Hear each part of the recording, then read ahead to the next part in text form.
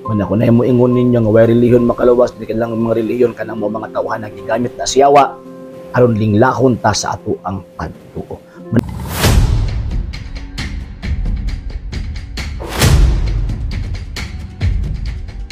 Na ako'y mga nadunggan og nakita nga mga videos nga daghang kay gipang tudlo sa mga amigo nato nga mga dili Katoliko nga enough na daw kuno ang pagtuo sa Dios og kining nga pagbuhat og maayo para maluwas ka.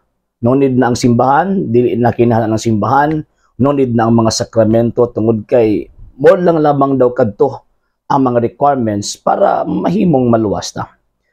Ang atong tubag ana niya mga higala ug mga igsuon usa ka nakadakong bakak. Yes, kinahanglan ang pagtuo kay mao man ang ato ang foundation concerning sa ato ang pagsilbi, ato ang pagsubmit sa Ginoong Dios. Kasi syempre tao man ta nga gihimo sa Dios. So we are obliged to have faith para sa iya ha. Kay Hebrews chapter 11 verse 1 dili mahimuot. 1 to 6 dili mahimuot ang Dios sa mga tawong walay pagtuo. So, importante gyud na ang pagtuo. Pero, kanang faith, nagitudlo sa bala ang kasulatan, unsa man na? Sama ba sa faith nga gitudlo sa atong mga amigo nga mga dili Katoliko? No. Nga naman, kay kanang faith na gitudlo sa mga apostol, faith ka na with submission. Buti pasabot na ko na ate pagtuo sa Dios apan atong isubmitar ang atong kaugalingon ngadto sa Dios mao nang naay gitawag og good works. Pero dili pa na siya enough. Kaya ang gisulti sa atong Ginoong Kristo, St. John chapter 15 verse 5 to 6, kung wala ako wala mo'y mahimo. So kung kanang faith o kanang good works, dili gani na mo inline o dili gani ta mahiusa kang Ginoong Kristo nan mahimo ka na useless kay kung good works ato ang maayong binuhatan ang ato ang ginahimo maluwas na ta, so useless to iyang kamatayon.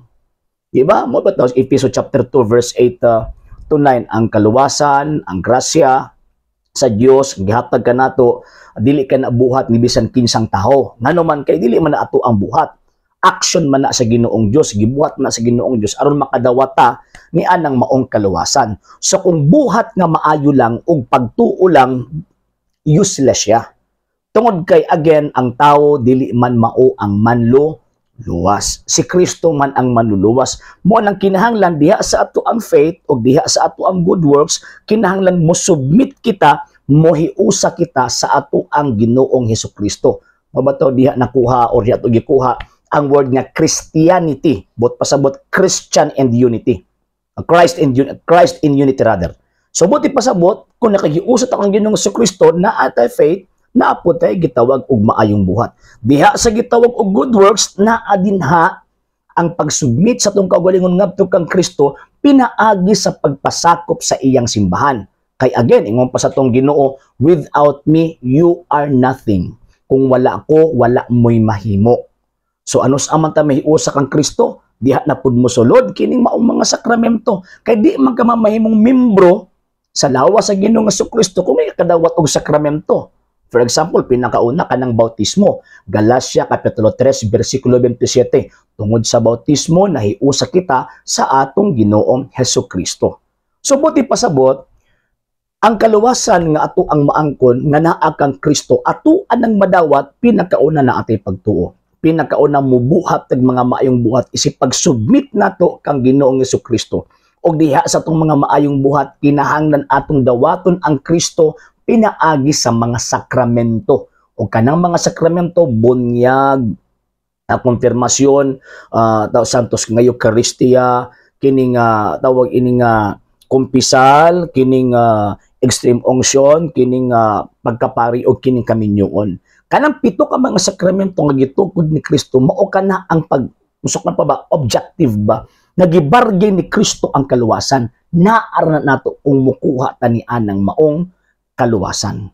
So, ang tinuod nga buhat, ang tinuod nga maayong buhat, kanang mohiusa ta kang Kristo by way of the sacraments. Pinaagi sa mga sakramento. Ay, wala man as Biblia nga pinaagi sa mga sakramento. Ang ato ang gitudlo, ang esensya sa pagtulunan sa pagdawat ni anang maong mga sakramento. Ako nang litok ganina. For example, di baptism, yung pang San Pablo, pinaagi sa bautismo, nahiusa ka mo kang Ginoong Jesucristo. For example, kining Santos kay Misa or Santa Eucharistia, kanang giingon na Ginoong Jesucristo, St. John chapter 6, verse 52 to 55, ang giingon sa tong Ginoo, ang mukaon sa akong unod may kinabuhing walay katapusan.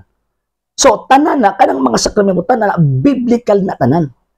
Og maunay gitudlo sa mga apostol, og maoy nadawat pud sa mga disipulo sa mga apostol from 2nd century, 3rd century, 4th, hangtod karon nga panahon. So mao nga ang kanang kaluwasan wala na mag-agad sa ato ang kaugalingon lang. Ang atong kaugalingon kinahanglan mo-cooperate sa kaluwasan nga gihimo sa ato ang Ginoong Jesucristo. Kay ang kaluwasan ang source of salvation naa kang Ginoong Jesucristo. Pinaagi siyang simbahan. Mo nang kinahanglan mo-cooperate by way of faith and by way of good works para ato ang dawaton ang atong Ginoong Jesucristo. So kanang maingon sila nga faith alone, tuo lang ko, luwas na, nunid ng religion, bot-bot na. Kanang maingon sila nga wala naman din kinahanglan ang tawag ng religion kay maluwas ako sung wala mo pinagasong pagtuo, bot-bot gihapon na. Di na maoy gitudlo ni Kristo og sa mga apostol. Wala ko na mo ingon ninyo nga way relihiyon makaluwas, di lang mga relihiyon kanang mo mga tawhan gigamit na siyawa aron linglahon ta sa ato ang pagtuo. Manang careful ta mga higalag maigsuon kay ang yawa karon nga panahon. Grabe ang iyang pagpanglingla sa mga tao. Muna kita mga Katoliko kay kita man ilang mga target.